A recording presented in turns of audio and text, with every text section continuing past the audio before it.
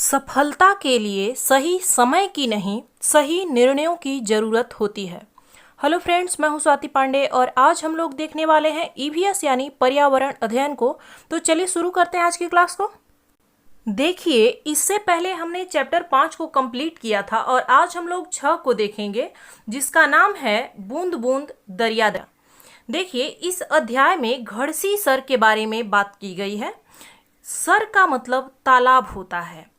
यह जो घड़सी सर है वो 650 साल पुराना है। देखिए, इसका यहाँ पे चित्र मैंने दिया हुआ है। इसे जैसलमेर के राजा घड़सी ने लोगों के साथ मिलकर बनवाया था, यानी जो स्थानीय लोग थे उनके सहयोग से उन्होंने बनवाया था। इसके किनारे पत्थर के चबूतरे बने हुए हैं और कुछ मकान भी बने हुए थे। यहाँ पे जलसे आदि का आयोजन भी किया जाता था। और जब ये था उस समय इसकी जो साफ सफाई रख रखाव का जो ध्यान था वो वहाँ के स्थानीय लोग ही रखते थे। आगे देखते हैं। मीलों तक फैले इस घड़सी सर में बारिश का पानी इकट्ठा होता था। तालाब इस तरह बनाया गया था कि जब वह पानी से भर जाता था, जब उसमें बारिश का पानी भर जाता था, तब बाकी जो पानी है, अतिरिक्त पानी बहकर नीचे जो तालाब बना हुआ था उसमें चला जाता था। जब वह भी तालाब, दूसरा भी तालाब भर जाता था तो पानी तीसरे तालाब में चला जाता था।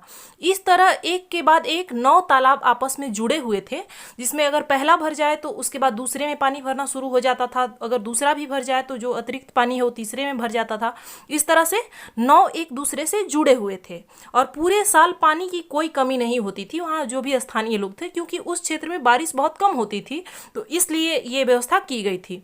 वर्तमान समय में जो घड़सी सर है वो पूरी तरह से नष्ट हो चुका है। बीच बीच में कॉलोनी वगैरह बना दिए गए हैं, इसलिए यहाँ पे जो तालाब है वो एक दूसरे में पानी भर नहीं सकते और जो बारिश का पानी है वो इकट्ठा होने की बजाय ऐसे ही बेकार बह जाता है।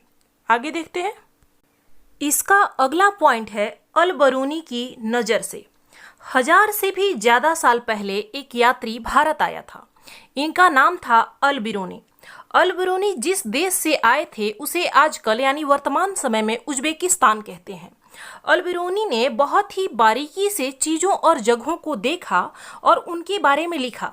खास तौर से वे चीज़ें जो उन्हें अपने देश से अलग लगी थी, जो कि भिन्न लगा यहाँ पे, उनके बारे में उन्होंने लिखा। देखिए, अलबरूनी ने तालाबों के बारे में क्या कुछ लिखा है।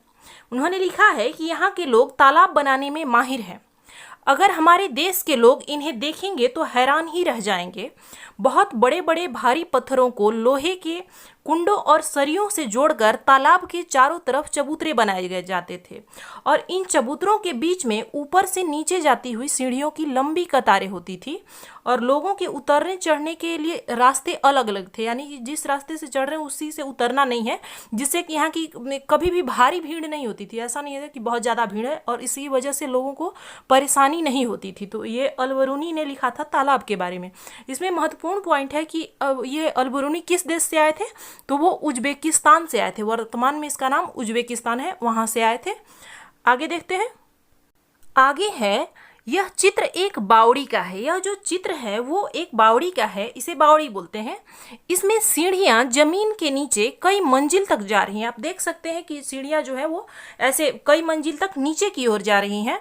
पानी ऊपर से खींचने के बजाय लोग खुद ही पानी तक पहुंच सकते थे, यानी कि जैसे कुआं और बावड़ी में मुख्य अंतर यही है कि कुएं में लोग, कुआं भी इसी टाइप का बना हुआ होता है, लेकिन उसमें लोग ऐसे बाल्टी अंदर डाल के ऊपर खींचते हैं। लेकिन बावड़ी में क्या है कि लोग खुद ही पानी तक नीचे पहुंच सकते हैं इन सीढ़ियों की मदद से, इसलिए कुछ लोग इसे सीढ़ीदार कुआं भी कहते हैं। यही एक बावड़ी का चित्र दिया हुआ है।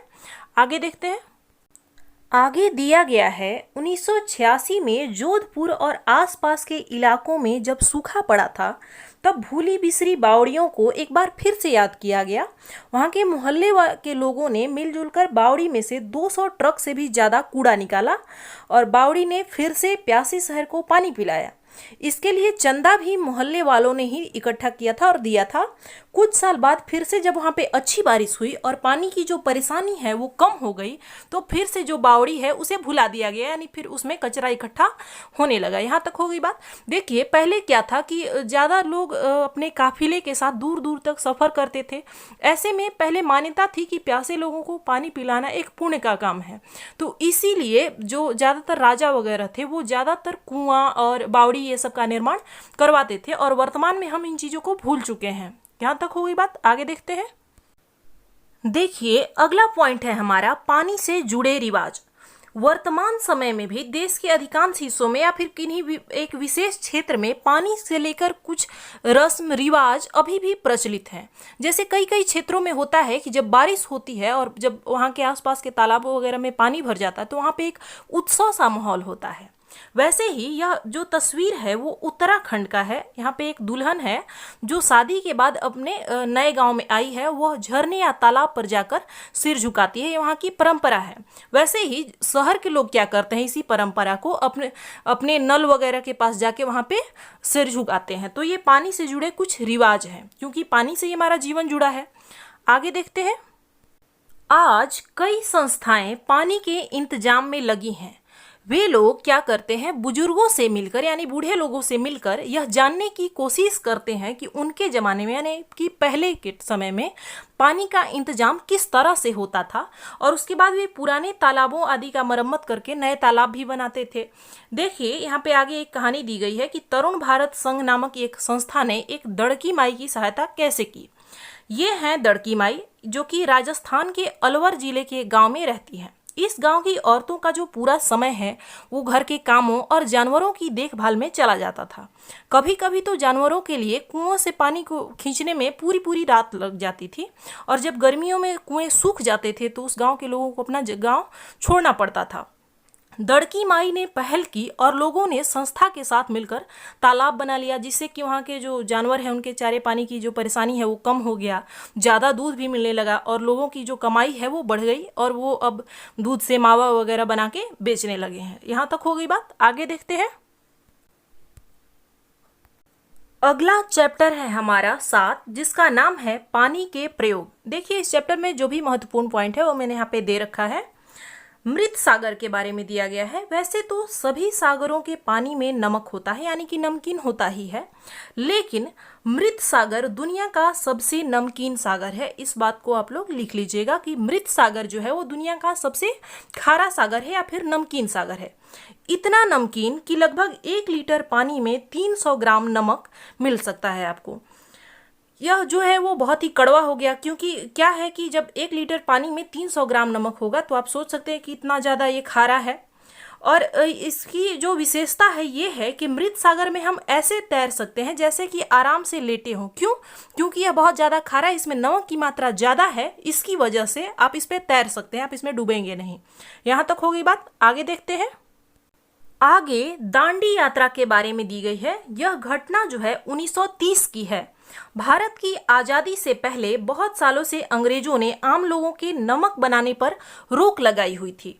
ऊपर से नमक पर भारी टैक्स भी लगा दिया था, यानी जो कर था नमक के ऊपर वो काफ़ी ज़्यादा था। इस कानून से लोग अपने घर के इस्तेमाल के लिए नमक भी नहीं बना सकते थे। अब नमक के बिना तो किसी का गुजारा हो नहीं सकता है। लोगों को जो है मजबूरी में दुकानों से महंगे नमक खरीदना पड़ता था। इस बात से लोग बहुत ही नाराज थे, और गांधी जी का कहना था कि जो चीज़ हमें कुदरत ने दी है उसे बनाने पर बंदिश कैसी। उन्होंने लोगों के साथ मिलकर अहमदाबाद से दांडी के समुद्र तट तक एक लंबी यात्रा की। कहाँ से कहाँ तक, यह क्वेश्चन पूछा गया है सीटेट में कई बार। अहमदाबाद से दांडी के समुद्र तट तक उन्होंने एक लंबी यात्रा की थी और इस गलत कानून को तोड़कर नमक बनाया था। देखिए कैसे समुद्र से नमक कैसे बनाया जाता है कि समुद्र के पानी को जमीन पर क्यारियों की तरह बनाए गए गड्ढों में भर दिया जाता है। एक क्यारी टाइप से बना लिया जाता है। जब पानी आगे बढ़ती है तो उसमें भर जाती हैं, और उसके बाद तेज धूप में पानी जो है वो सूख जाता है और नमक का ढेर बन जाता है, और उसके बाद उसको साफ करके इस्तेमाल के लायक नमक बना दिया जाता है। तो इस चैप्टर में बस इतना ही महत्वपूर्ण पॉइंट था। मिलते हैं हम लोग अगली क्लास में अगले दिन। धन्यवाद।